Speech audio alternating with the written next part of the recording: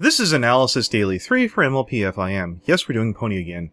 If you'd like to keep this channel that way, please remember to like, subscribe, and comment, and together we can make Brony analysis and review great again. The reminder, any video older than not 3 months from the release point of this video qualifies. We'll be doing 2 to 3 of these videos before we begin voting, depending on what's available, of course, and your suggestions are always welcome in the comments below. I intend to give the winner for the anime edition later, but I'm running myself ragged lately. And if you're curious about that, stay tuned. Also, Sapphire, we have not forgotten about you yet. Real life keeps throwing Anthony C for a loop, and we'll see you all soon. All it takes is a lot in common and 2 scenes, and we have the closest thing to canon shipping since Libon. Big Mac and Marble are adorable, and spoilers, it's the second best thing to come out of this episode. Let me say that again, shipping is the second best thing that this episode does. And if that's not a big enough indication, let me be clearer. Misa no like this episode. But every episode deserves its time in the sun, and I might as well talk about the more lackluster episodes now and then save the good stuff for the end. So let's talk Pony. Season 5, Episode 20, Hearthbreakers. We start off with Christmas at the castle, with AJ and Pinky filling in Twy and the rest of the audience with exposition about the Apple family going off to the rock farm to meet the Pie family. And oh my god, there is so much potential here of them introducing the rest of the Pie family. We've been waiting for 4 seasons since they were first announced. There's so much you could do with this setup if we properly dedicate this episode to setting up the Pie family with the amount of ways they could flesh out the character through interactions. I mean, we know the parents are basically the Amish and have the same dry tone as Mard, but these two are completely blank and could have so much character added to them. See Celestial win at something. Oh no, help me brave adventurer Twilight. My mighty Alicorn ass is fucking useless for the nth time, and Luna is doing Luna things again, and you are the only one who can stop them. Yeah, we heard it before. The episode was rather schizophrenic in terms of its content. It was way too predictable on one end. We know the baby is gonna be nothing but a problem, and we know that the solutions Twilight finds aren't gonna help until the final act. On the other hand, there were things that were noticeably nice, but only because this show was MLP. I like that here the antagonist was more abstract, being that it was the weather, and how villains since Season 5 have been getting more diverse than evil, scary, demon god archetypes. Also nice was that we finally have something closer to a male hero in MLP who saved the day, actually has a personality to him, and isn't a punching bag. That's a plus. Shining armor. As I said, actually has personality to him. Though, to that credit, he did have a little more in this episode. For the rest of the series, he was hitherto flat and rather one-dimensional. You have a point there, but speaking of personality and character, let's talk about my new favorite ship, Starburst! Starburst. Aeon, I told you no vor! Though we are now on the opposite side of that spectrum, something very similar applies to Starlight Glimmer and Sunburst within the crystalling. While I believe in the universal effectiveness of learning through practical application, a fact that I have to constantly remind myself of is that this can only work to a certain extent. Starlight was shown in the flashbacks to be much more talented in the practical sense. Given years of experience, she was able to match Twilight in terms of raw magical ability. However, the pitfall with being knowledgeable in an exclusively practical sense is that someone like this can be extremely effective in solving a certain type of problem almost exclusively. Additionally, if someone whose intellect is geared more towards academics is forced into practical learning, their abilities will eventually stagnate on an often shallow plateau, as was the case with Sunburst. Conversely, someone who is well-read and absorbs static information very well is much more likely to understand a subject intimately. This will give them the ability to analyze something on multiple levels and understand how each of those aspects intertwine, making their problem-solving skills both fast and accurate. And also Fluttershy pretty much saves the day, which starts a really nice trend of Fluttershy actually doing stuff in Season 5. One of the things you'll probably remember most in this episode are the facial expressions, and they are lovely. There was some in the background that had me rolling on the floor when I was rewatching the episode. Well, not literally rolling on the floor, but you know what I mean. Like this pony staring at Rarity, and Party Favor's expression of just sheer disappointment here. And these expressions do a good job of giving the village a sense of discomfort and unease. Whilst we are on the subject of expressions, I love this subtle one here that foreshadows the lance of sameness being fake. More broadly talking about body language, I like how when Starlight first meets Twilight, she's in this pose with 2 hooves lifted up. It nicely shows she's excited about having an Alicorn in her village. Now on to Starlight, the newest member of the similar to Twilight squad, who I don't find very interesting.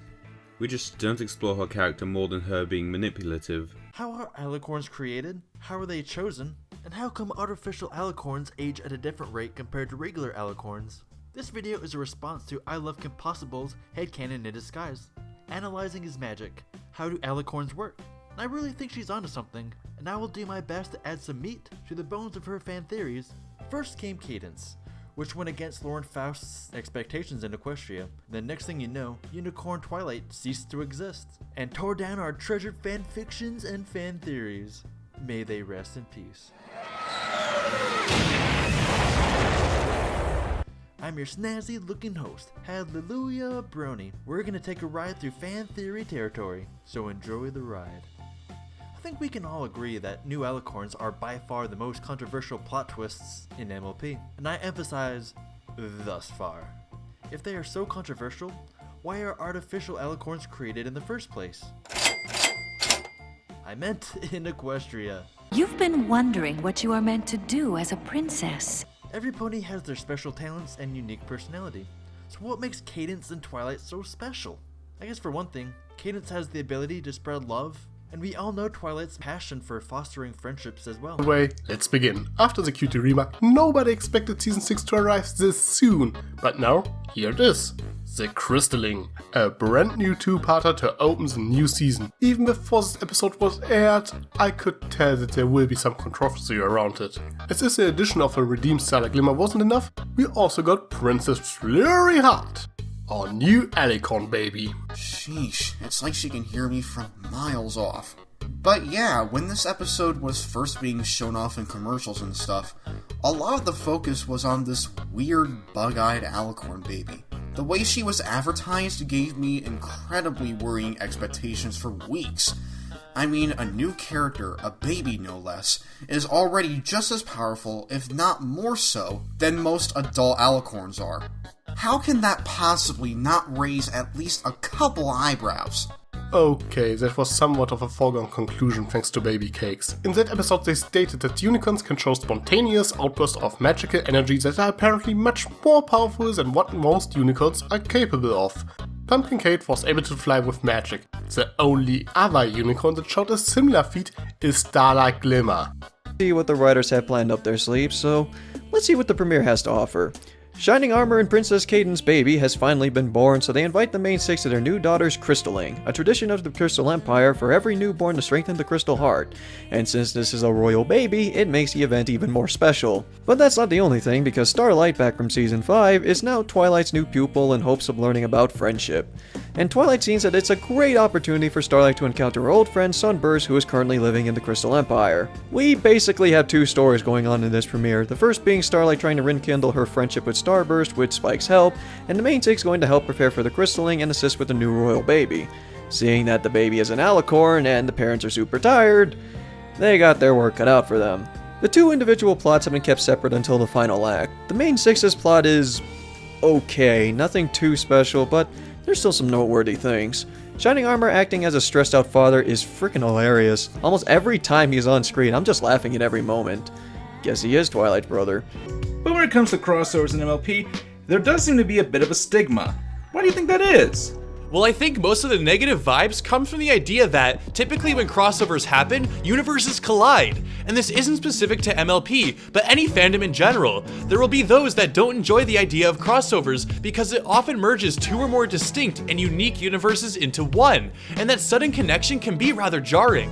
As you mentioned, games like Super Smash Bros. And Marvel vs. Capcom are great examples of fun and enjoyable games that are crossovers. However, the reason why it works well in those games is because they're placed in a universe that allows them to all coexist and, bash each other's skulls in.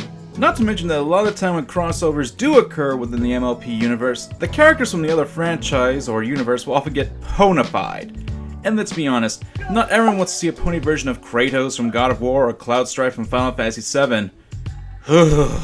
Terrifying.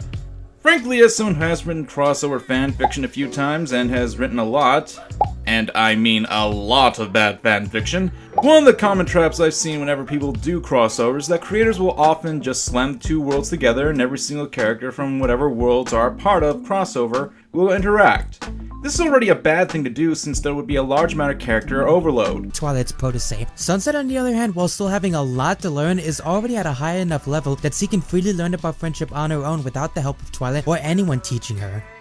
I think, cause freely admitting I've never actually seen friendship games, shut up Sonic. So if friendship games proves me completely wrong, you're more than welcome to dash me down and feel your superiority complex. But in the meantime, let's steer the conversation back onto the episode. Twilight has prepared a whole list of friendship problems for Starlight to do, and that's just list 1. List B is twice as long. Not shown is list C for too low of an animation budget, list D for having literally no problems that begin with the letter D, and F for being too risque. But thankfully, or unthankfully depending on who you are, that's not the central conflict of this episode. No, instead that revolves around Cadance and Shining Armor's new baby, aka the only reason the one with Pinkie Pie nose exists.